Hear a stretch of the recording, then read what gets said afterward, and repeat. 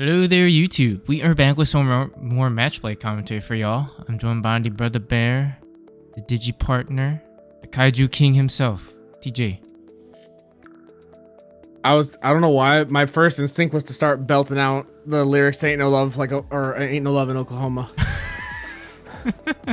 Twisters has corrupted me, dude. That movie's amazing. I have yet to see it. I want to see that movie so badly. It's so fun. I own it. We'll watch it next time we hang out. Oh, hell yeah. But we're bringing some matches over from Dean's Dugout, which is the local card shop that we go to every Sunday for Digi. We pop off at about 12:30 p.m. So if you're in the Chicagoland area, want to join us for some Digimon, or just want to check the shop out, please feel free to do so. They're located in Naperville, Illinois, and they're just a great place in general.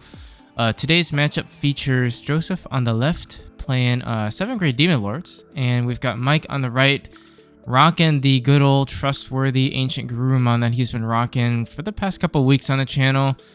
I'm interested to see what 7th grade Demon Lords can do. I think this particular set, it kind of just gets outpaced by some of these faster decks, but it'll be interesting to see if we can see it do some work here. But a couple of things before we hop into the round itself. If you like the content, you like what you're seeing, and want to help support us boys on the channel, please do consider hitting the like and subscribe button, as well as the bell, so you are notified as to when these videos go live. And check out our socials, which are linked down in the video description below, along with instructions on how, if you are interested in becoming a member.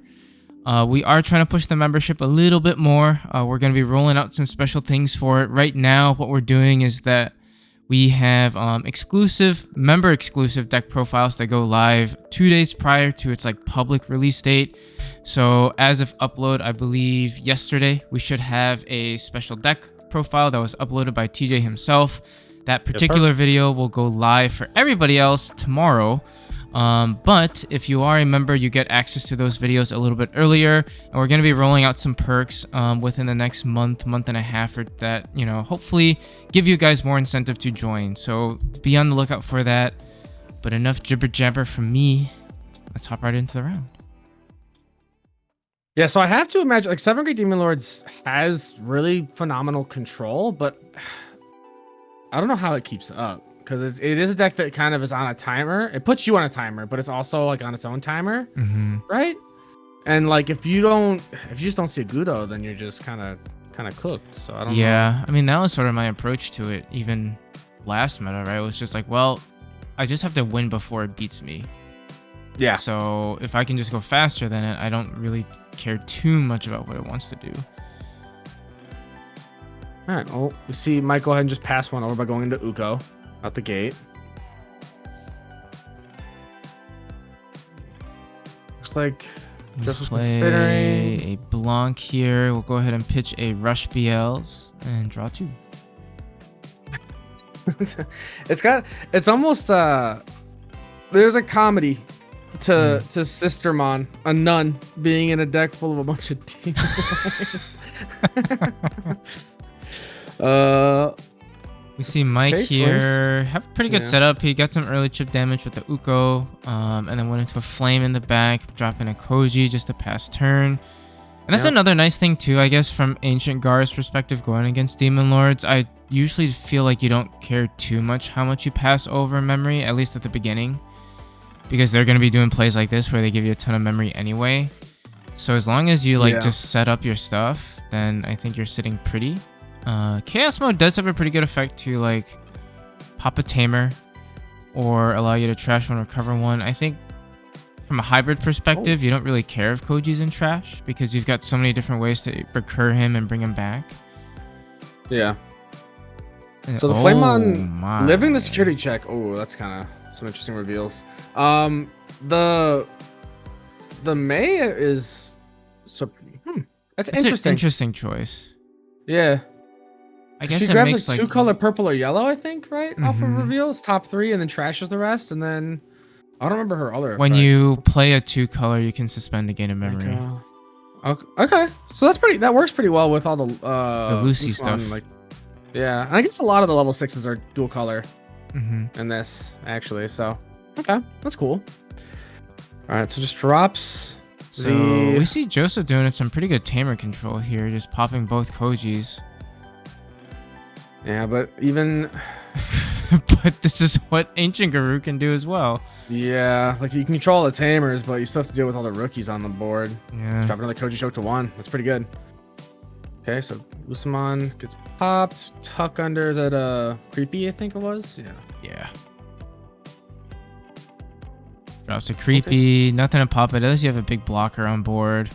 Yeah. Still very good. But that being said, this Koji does allow you to ignore blocker. True. So if Mike's got a hybrid in hand, he potentially can just go for game. Well, no, he needed the swing. Oh yeah. Sorry, yeah. He would need one more. So Kendo can swing. Oh, look, he might just go for game right now. Kendo's gonna go ahead. Evo into Lobo. Draw There's an Lobo. Ancient. Yeah. Yeah, we know he has it, so he'll bounce the creepy. Creepy will tuck, but then security will get bounced to hand, and that's just it. Well, we go to game 2. Woo! There you go. Yeah, I mean, it's hard. That's tough. Just all the rookie rushing, and Joseph didn't see any creepy mons until later, and he kind of needed them earlier to help block some of that early chip damage. Yeah, it's disgusting how fast that deck can be. It feels like the deck really relies on creepy mon, which is hard because right now so many things have like deletion protection or punish deletion in the meta. Mm-hmm. Okay. Okay, so when we're going with Ancient Guru, right? You know, I think we've talked about it before. Red blue base. I've done some more tinkering. I know some people have asked for like a blue base deck profile on the channel. I'm happy to make one. I will say in testing and just sort of like theory crafting itself, I still feel like red base, even with the ban list, is the way to go. Yeah. Trust me, I really want blue base to work, but no matter how hard I try, I just feel like it's just isn't as effective as what red base wants to do. Blue base got hit pretty hard. Yeah. Basically. With the hammer spark hits, because that was a huge part of blue base, I feel like. Mm-hmm. But it's so interesting that red base just draws better. It just draws better and even kind of searches better too with the flame on. Like, it's funny. Yeah. But we see a pretty solid start from both sides. Like you said, Mike's got the flame on to search and the Uko. That Gotsumon is huge. Mm-hmm. Well, I say it's huge. It stops from things being played by effects, but you're not playing by effect, just reducing play cost, so it's actually not doing too much. Never mind, I'm a liar. So Flame and Uko both swing, so just chip them down. Stop a Gulo, I guess. Yeah, I guess. But it'll probably also die before it stops a Gudo. Oh, we see Mike just sort of thinking here about what he wants to do next. I feel like you can't go wrong either way. You could choke to 1 with like another rookie. You could just play out a tamer. Either or, I think you're getting pretty decent value. Yeah, agreed. But as Mike kind of thinks about what he wants to do here, I was talking with Rio the other night. Honestly, with the hits that we see, and with how I guess you could argue this just a tad bit slower the meta is, I honestly feel like cards like Flamemon and Boko have a little bit more value now in my builds. Like for red base? Yeah, I took Boko out initially because I was just like, well, he just is like, he's a 3-drop search, but he's just like, eh. But now that things have slowed down just that much, where like he actually becomes a little bit more annoying if he stays on the field, and if your opponent doesn't deal with him, then it's just like free memory for you. Yeah, true. Agreed. Wait. Lucy comes out, pops the Koji, but prevents Mike from really doing a whole lot, but yeah. I don't know. But I think it's okay. I mean, Mike can still swing the go-to, get some draw, or he can just do this. That works too.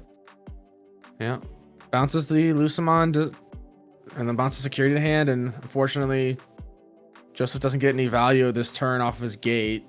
He can drop the Lucamon again, but then the tamer. Well, no, he'll just be able to spit out the tamer and grab a source back. And if he drops, it looks like he had a creepy in hand he's thinking about.